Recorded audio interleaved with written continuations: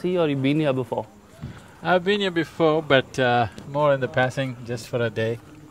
I was here. This is the time really I'm spending time here. You must have thought a lot about this place. How does it match up to what you thought? Today morning somebody was asking me, how do you feel about Varanasi? So I told them it's fabulous and filthy. I think that's relevant. In many ways, in terms of what's been done here in the past, it is the most fabulous place on the planet.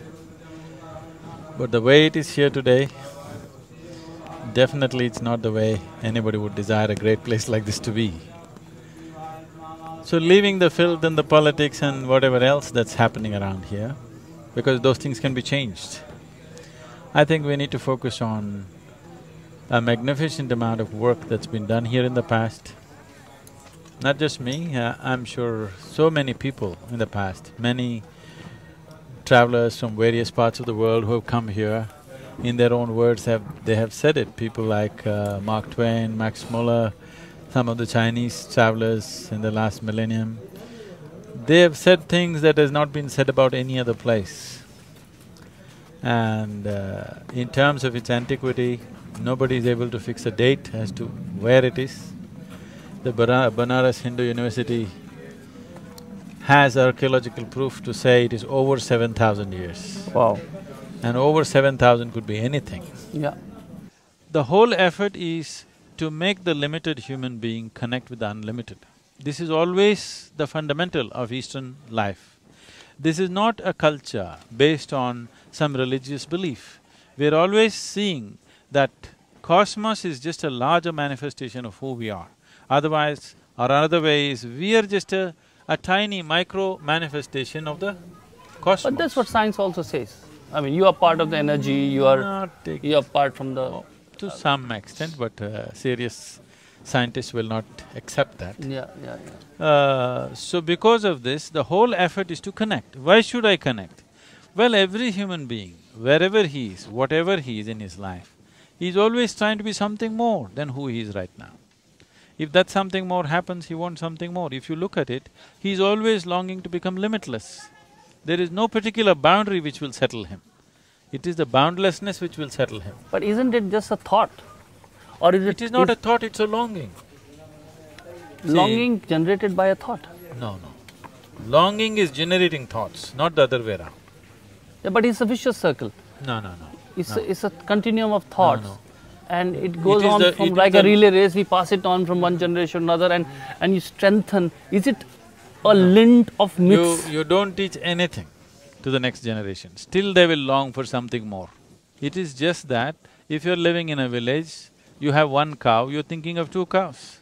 You're living in Mumbai, you are thinking of billions maybe. Because there is an innate longing to expand, always. Expansion, different people may find it in different currencies, depending upon what they're exposed to. That is thought. Yes. So someone who lives what here… you long for is a thought. Yes. But your longing is not a thought. Even if there is no thought, there is a longing. Yeah, but what you long for, and especially in the case of spiritualism, when you say, I want to connect to the larger source, wouldn't it be very basic? It was not learnt, it was not taught, it was not imbibed by me. I would not long for a superior sort of… You wouldn't be able to articulate, but you are going towards the infinite in installments. It's a hopeless way to do it, that's all. It is the culture which cultures you to make you understand, don't waste your whole life going by installments towards infinite, it's not going to work. It'll become an endless run.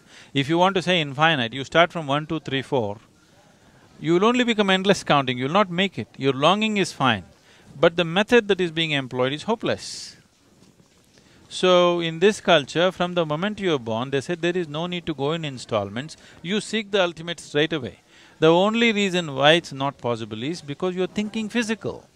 Physically, you're trying to become limitless, which is an impossible thing, because the nature of physicality is a defined boundary. Without a defined boundary, there is no physical in the existence, isn't it? Yeah. So with this a defined boundary, you're trying to seek a place which is boundless. It is not going to work. See, there is something within every human being that he does not like boundaries. Suppose I imprison you in 5x5 cubicle, you will feel horribly imprisoned.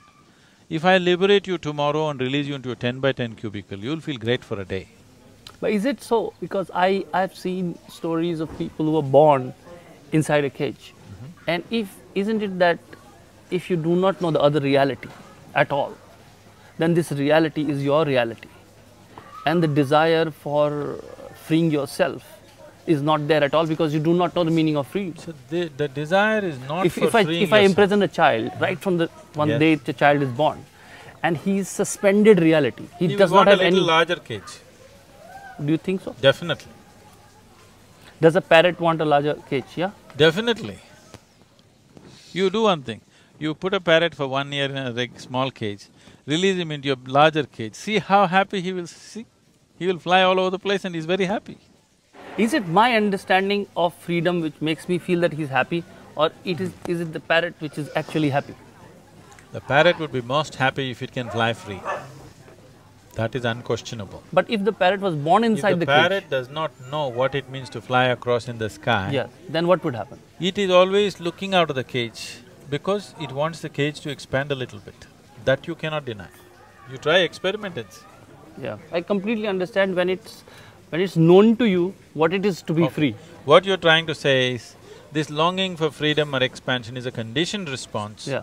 If you're conditioned otherwise, you will not. Yeah. Not true. You may not think that big. That's why I'm saying people are going in installments. Yeah, it's a good one. See, wherever your parents were, you're taught to expand little more. You're not suddenly thinking of becoming the emperor of the universe, okay? You're thinking of how to be a successful businessman in Mumbai. But if that happens, you would like to be a most successful businessman in the country. If that happens, you would like the world, isn't it? If that happens, if there is a possibility to become the top businessman in the galaxy, would you try? Yeah. So that longing to expand is always there. How much you think beyond is dependent upon how you're conditioned. But the longing to expand is there. If that expansion happens, you seek the next. You're going towards the infinite in installments. It is a hopeless No, condition. that's a very interesting one. I never thought like that. So, yeah, I always thought that, if you don't have knowledge, That's not true. you don't seek it. It's a chicken and egg. No. No. So you're saying you seek first, the knowledge comes later. Only because people did seek, knowledge came. Knowledge did not exist to start with. To start with, knowledge did not exist. Only it's human seeking which brought all the knowledge and science and technology and everything, isn't it? It started from somewhere for sure. First, from seeking, Yes. from human longing to expand. So here, they created a yantra, a machine, through which everybody can benefit. If you just be in this space, it'll naturally orient you towards ultimate liberation. When you talk about this instrument, which brings me to a question I always ask about yoga, and I feel these asanas. And it's my point of view, I mean, maybe absolutely wrong, but I feel there's too much of greed in that to learn from other animals. Why snake is doing like this, why… Whoever told you this? I think like that, I'm telling you, that's why I'm asking. No, whoever told you I that we feel learned it from the snake? I mean, you say this asana, that asana, I feel that why are you doing like a dog and why are you doing like a lion, Everything you want to learn from anybody has anything, I want to get the best of it. No. Is it greed or is it… No, is the it yoga… the yoga that you have heard about and come in touch with is a rebound from American coast. Okay. That people are writing books saying yoga started in California and Madonna was the first practitioner. Okay. Yoga started over 15,000 years ago when Adiyogi taught yoga to his first 7 disciples who are today celebrated as Saptarishis. The yoga that he taught is not a physical exercise, nor is it about animals. People name it according to what there is. See, now you get into this pose, what is this? Give it a name, what? It looks like a boat, we call it a boat pose, Naukasana. This is nothing to do with the animals. You sit like this, for me you look like something, and I'll say that, because otherwise how to give a name? It's just a Yes, it's convenience got of names, nothing to do with the animals. Yeah. No, I thought, No. so some of the… Yoga… I'm very, very little sort of knowledgeable about yoga, so that's the reason it's a very naive question. The, But I felt… the physical asanas are like this. See, if in 70s or early 80s, if you had a television at home, now you're watching your favorite program, suddenly it goes boop, boop, boop in the middle. Then you were a little boy, you want to run up the terrace and there's a piece of aluminum, you adjust it like this. If you get it to the right place, again the whole world pours in. Correct. So yoga means just this, getting your body aligned with the cosmic geometry. If you just learn to hold this right, if you just learn how to sit right, okay, you can download the whole cosmos. It is from that basis that Kashi has been created. To create a large human body, a magnificent human body which doesn't have the inertia of carrying physicality with it, so that it will be on all the time and it can just download the whole process. That is what the phenomenal effort that they made in Kashi. Great. An individual can do it, but to make it happen for many people is a different game. So you mean if you see a satellite view of Kashi, it would resemble a kind of a yantra or something like that? Definitely. Even if you come up in a hot air balloon or a helicopter, you can see the yantra form. That is the physical aspect. But some people are claiming they have taken pictures of the energy form, which I have not seen. Just in the last 2 days, people have been telling me, some journalists. That's exactly how I was introducing you, that you do not mystify it beyond a point, and that's what I like about you, especially because I feel in the world of religion and when the spirituality, you can, because there's so many layers. No, the work of a guru is to make the mystical available exactly to the existing human being. What is available, they're making it mystical. Yes. What is already grasped, that they're trying to make it mystical. No, what has not been grasped, which seems mysterious to other people, you bring it down in a way that people can grasp it. That is your work.